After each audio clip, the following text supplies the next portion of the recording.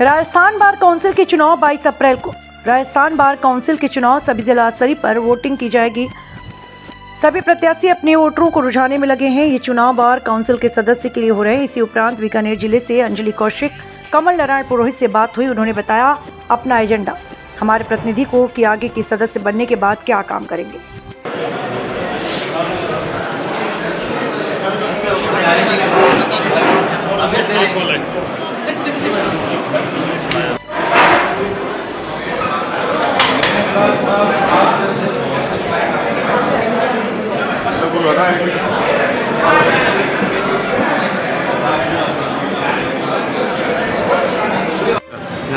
जिस तरह आप अभी चुनाव में खड़े हो रहे हैं, पहले भी कई बार खड़े, आपने बीकानेर में भी वकीलों के लिए खूब काम करवाया, इसके लिए बहुत अच्छी बात है। मैं आपसे ये पूछना चाहता हूँ कि जिस तरह से आप अभी चुनाव में खड़े हो, कल चुनाव की तारीख है, तो सर ये बताइए कि आपका एजेंडा क्या है? एजेंडा सबसे बड़ी दो तीन जो हम मूलभूत वकीलों की समस्याएं हैं जिनका समाधान बार काउंसिल के माध्यम से करवाया जा सकता है, उनके ऊपर काम करने का।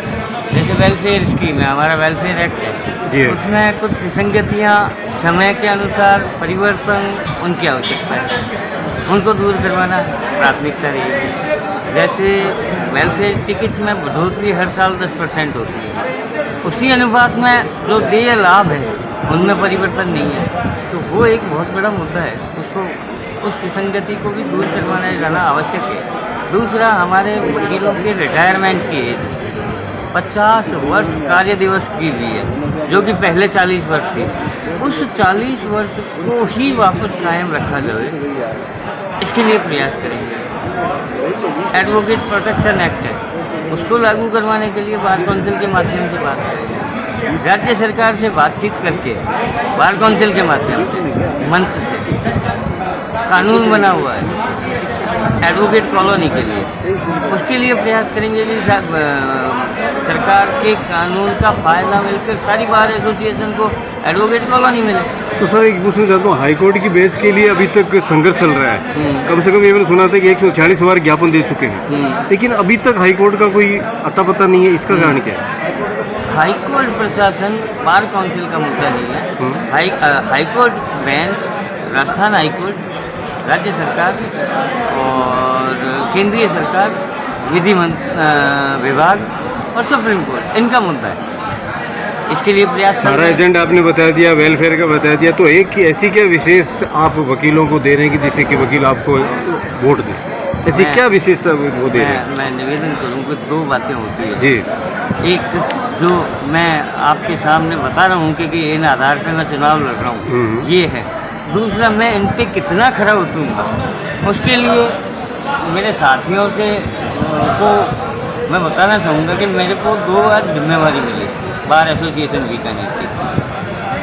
मैं अध्यक्ष के तौर पर यहाँ रहा, तो यहाँ पे मैंने काम करवाया, विधायक कोर्टों से पैसे लाके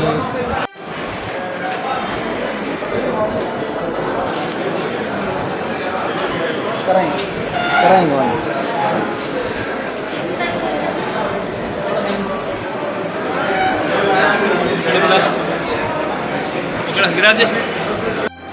आपका एजेंडा क्या है बीसीआर चुनाव में?